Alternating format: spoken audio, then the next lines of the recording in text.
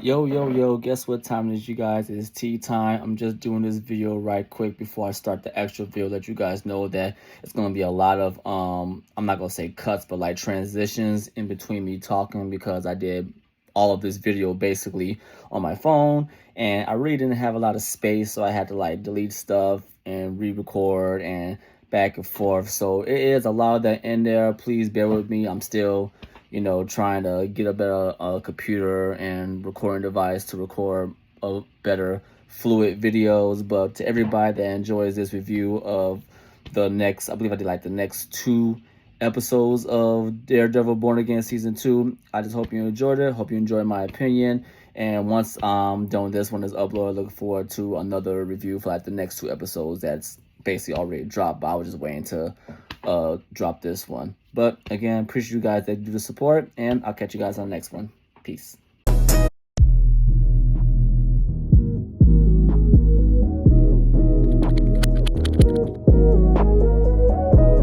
Yo, guess what time it is, you guys? It's tea time, and tonight I'm gonna give you guys my review of Daredevil Born Again Season 2, Episodes 3 and 4. I know I'm like behind on it because I know Episode 5 just dropped. I believe it was, Tuesday or Monday? I forgot which day they come out, but I'm just give you what I remember from from Episode 3 and 4 and what I thought about it, how I feel about it. It's good, still going good. Episode 3 was good. Episode 4 was great. Honestly, I feel like comparing these two, 3 was like the lesser episode when they both dropped, man. Like with Bullseye, stuff with Daredevil, even the stuff with Kingpin and everything that was going on. Now, granted, episode 3 was still good, but just how episode 4 started with Bullseye and how it ended with Bullseye and what is leading into, it's great. It's fucking great. I could just only explain it like that.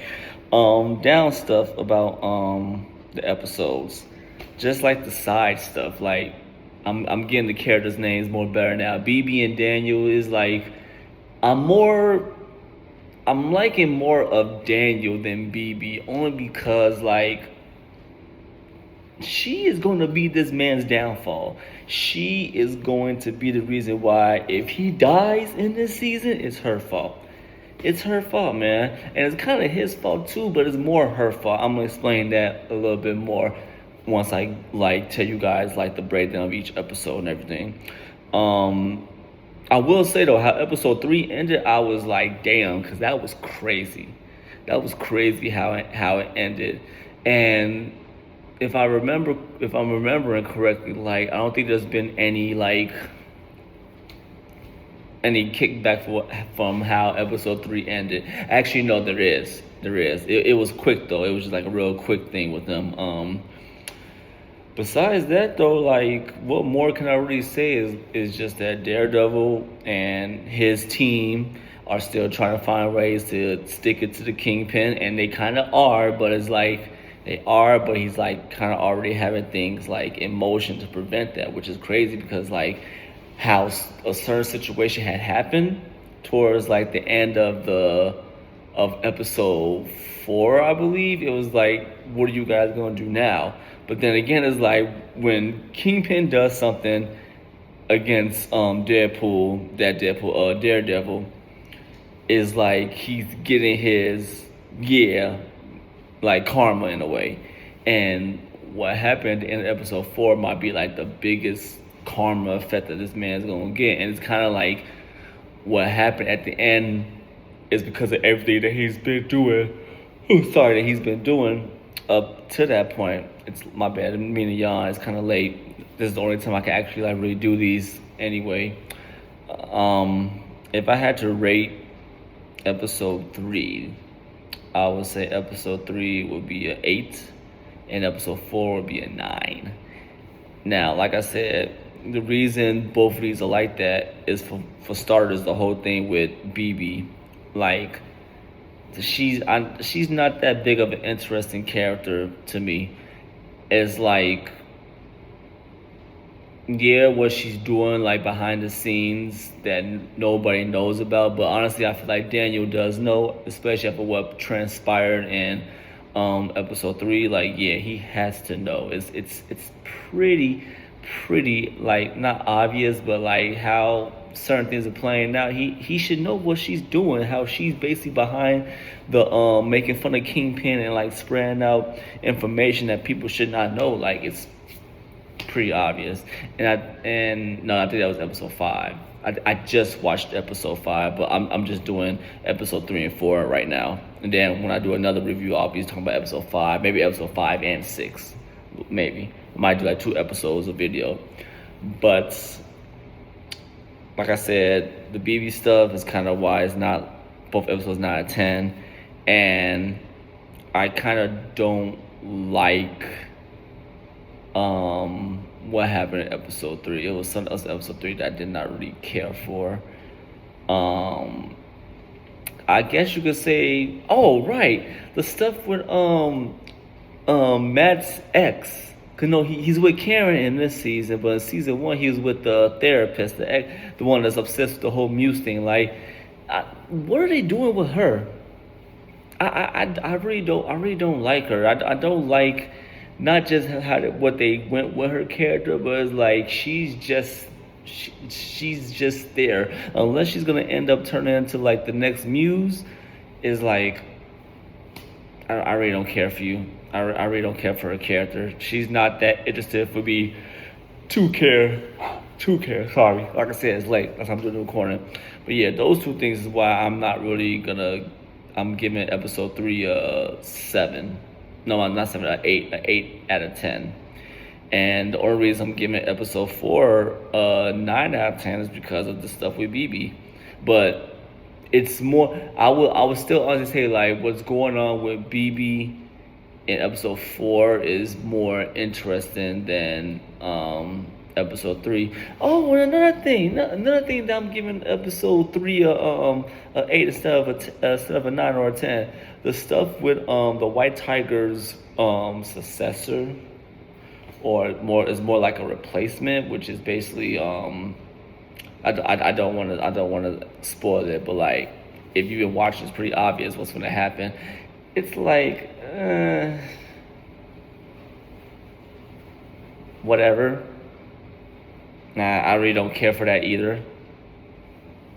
Like, the only good thing that well, I'm not gonna say good thing, but honestly, yeah, the only thing that really mattered that she did was help them get away. And in episode 3, what happened? But like I said, I'm gonna talk more about that in the spoiler section of the video where I break down the episodes. But yeah, that's pretty much it, you know.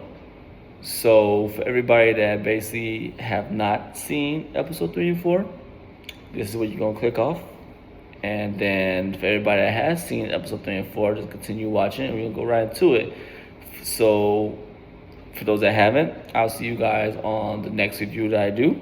I hope you guys enjoyed episode 3 and 4, and then you can come back and continue me talking more about it. But for everybody else, we're gonna get right into it in 3, 2, 1.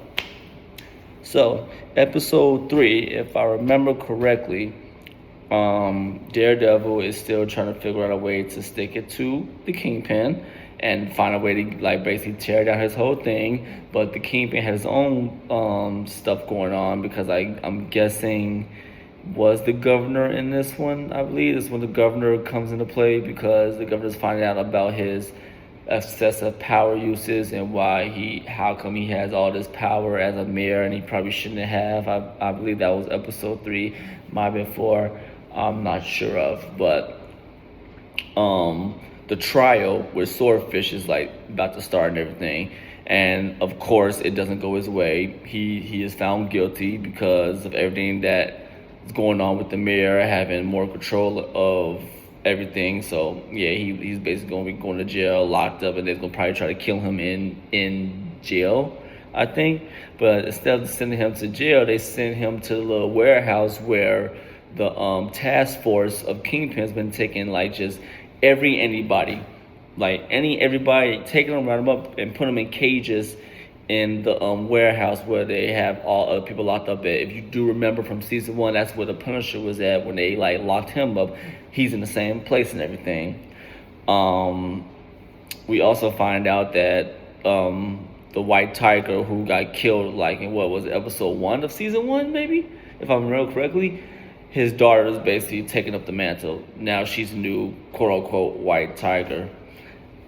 She's really not, but whatever. I guess they had to give her something, especially after what she went through with Daredevil and Muse and everything. Speaking about that, the therapist, Matt's ex, is still having her little moments with Muse and everything. It's like they're hinting at some point in this season or next, she's gonna end up being the next Muse. I feel like that's what it's leading up to, and it's like, maybe I don't know.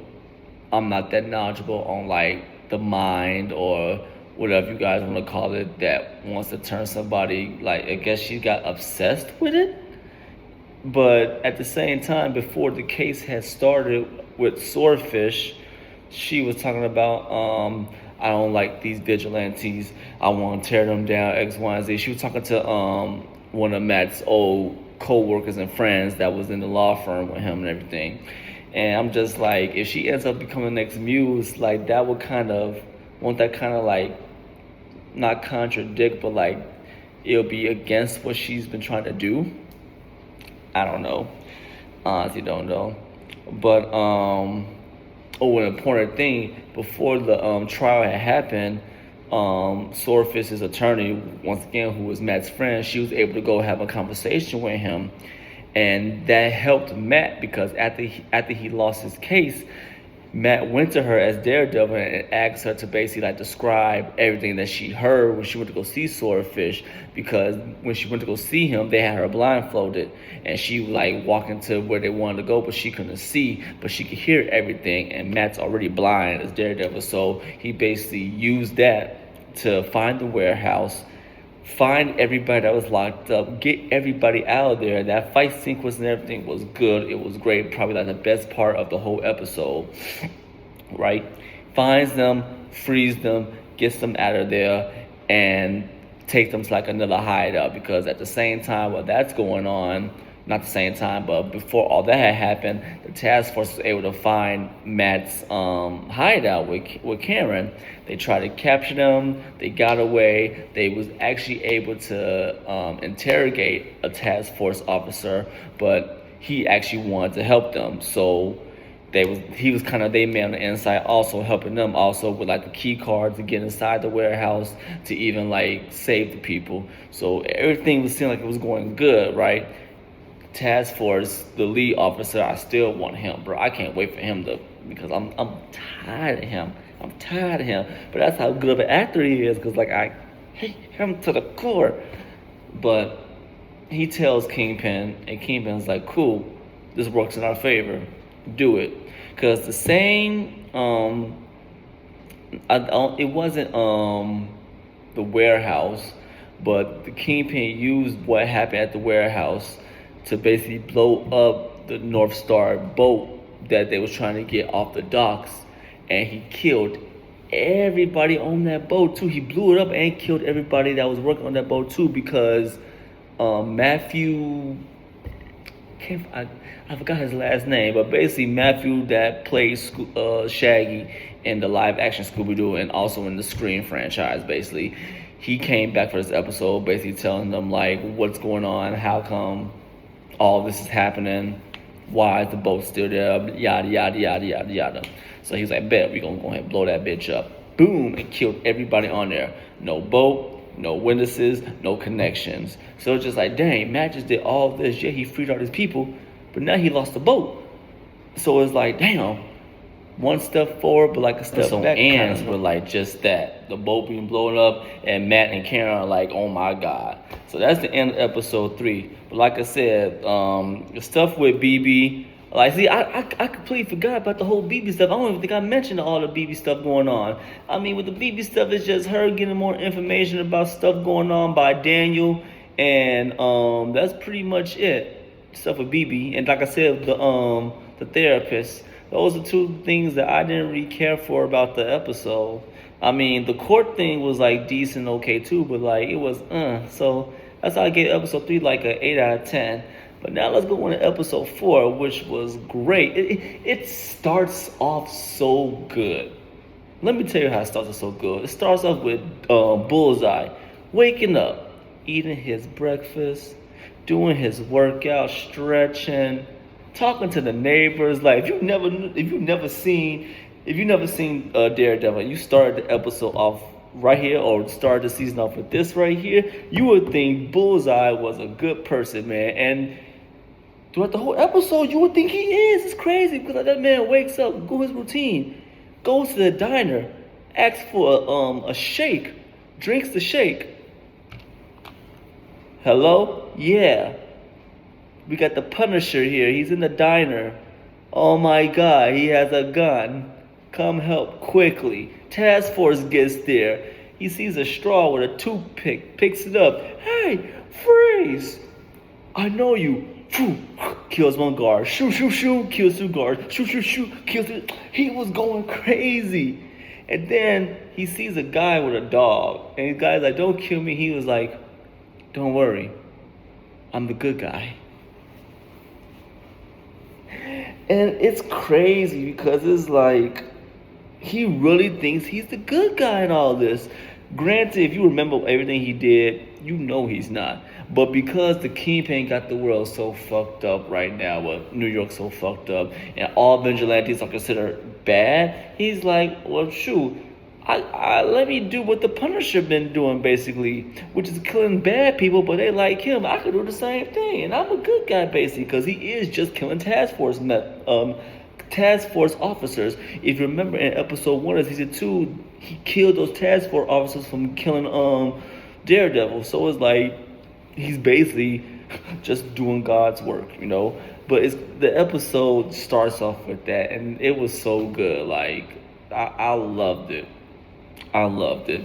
As the episode continues, everybody's like in a new little hideout. Everybody that Matt saved, basically, and he's talking to Swordfish, the guy that was basically just sent to prison, X, Y, and Z, and he's basically saying like, I'm leaving, I'm doing all this, I gotta go. Here's a credit card or a bank number. Use it and use how much, whatever you need. That's it.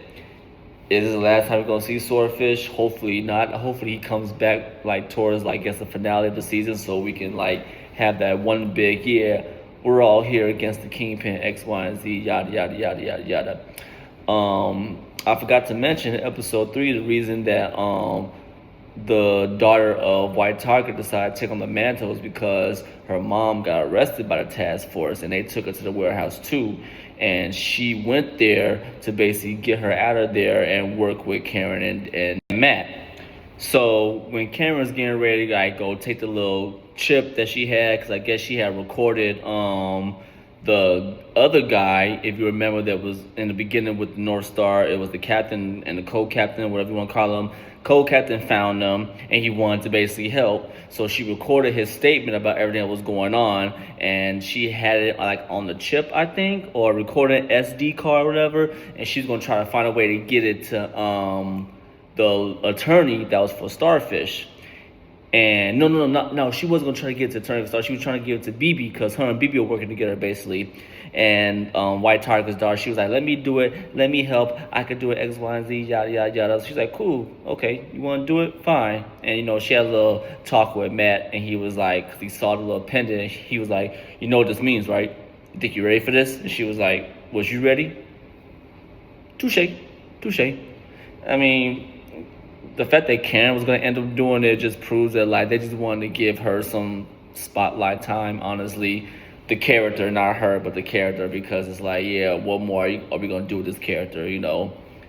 It was cool because she ends up doing it. She ends up going to one of her, I guess you want to call him a friend maybe, because in episode 3, before her mom got taken away, the guy that she went to give the SD card to BB was in the store trying to steal. So I don't know what their connection is. Doesn't matter. I don't know why probably couldn't do it. No, she could have. She could have did it. She could have did what he did. Because all he did was find BB, be like, "Hey, I'm a fan of your BB reports X, Y, and Z, yada yada yada yada yada. Here, can I take a picture of you?" He slid the SD card in her pocket and then walked away. Basically, I don't know what connection she knew him from, like maybe in the streets. I don't know. It happened so randomly, but all that was going on, Daniel was low-key peeping it. Daniel was with her. He was peeping what was going on, and I think that's when he knew who was really like behind the whole making fun of Fist and leaking information video. I think he knew it was BB right then and there, and I guess he's trying to also protect her also because he doesn't want to see her get hurt. But at the same time, if this shit gets back to you, you're going to die. And it almost did, because one of the Kingpin's hitters that's like working real close to the Kingpin, he's kind of like grown to like Daniel, like I guess like a, I don't know, like a friend or like a son or whatever you want to call it. Like they have like a good little connection. And he kind of questions Daniel about things. And Daniel was like, "Man, I'm not involved. I don't know what's going on. I'm trying to fix X, Y, and Z." And he's like, cool. Just keep up the good work, all that good stuff. So I'm telling you right now, if Daniel ends up getting killed, it's because of her. And that's going to piss me off, bro. That's going to piss me off with that right there, because I've also grown to like Daniel as a character. I don't want Daniel to die. That's going to be a death that's going to be like, damn, why y'all have to kill the man like that? But it is what it is with all that going on. After a while, also in the episode, I guess Deadpool, why are you saying Deadpool? Daredevil finds out about what Bullseye been doing, so he wanted to, like, I guess go find Bullseye.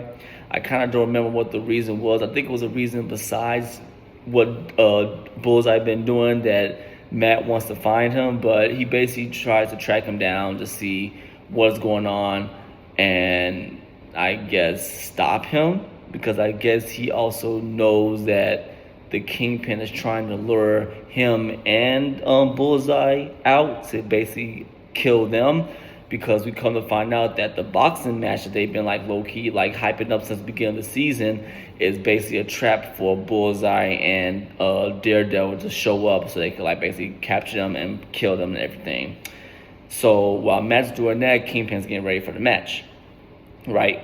Kingpin sends Vanessa, his wife, to go talk to the governor and basically get her away from what's going on, because again, it's a setup, but he didn't tell her it's a setup and she wants to be there. He probably should have told her, because then it probably would have ended differently, but he didn't, because she goes to the governor, talks to the governor. The governor basically tells her, like, "I don't like your husband, but I like you, so I'm going to side with you for your husband. Well, I'm going to side with your husband for you." Because after all that, the boxing match starts. Kingpin walks in there. Challenger walks in there. It's a lose-lose situation to the other guy, because, like, one, you're going against the mayor. Two, you should already know that he is not going to lose this because he's the mayor. They're not going to let him lose. Like, come on now.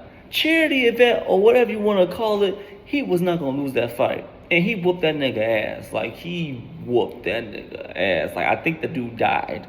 They didn't say, but the way he threw them punches, he died. He's definitely out there. Vanessa shows up, congratulates him, tells him that we got good with the governor. And right when that happens, Bullseye comes in, killing officers, all that, knocking him. He tries to kill the Kingpin by throwing like this glass figure of him at him, but the Kingpin blocks it with the belt, shatters it. And at the same time that happens, the piece of the glass goes whoosh, right into Vanessa's head. He doesn't see that happen yet, because when he does that, Vanessa was able to shoot him. Like, she shot him right when it happened. So I guess it kind of like threw his aim off. And instead of it like actually killing, because Bullseye don't miss. I mean, his name's Bullseye. So that's how the Kingpin was able to like block it, because Vanessa shot him not before, but right at the moment he threw it. And when he tried to like kill the Kingpin again, Deadpool came in and threw him out the window and jumped out the window also. But before he can even go after them, he turns around and sees that Vanessa has glass in her head. Like, It was like this. It was deep in there, and she falls to the ground. He's screaming for the police, and the episode ends.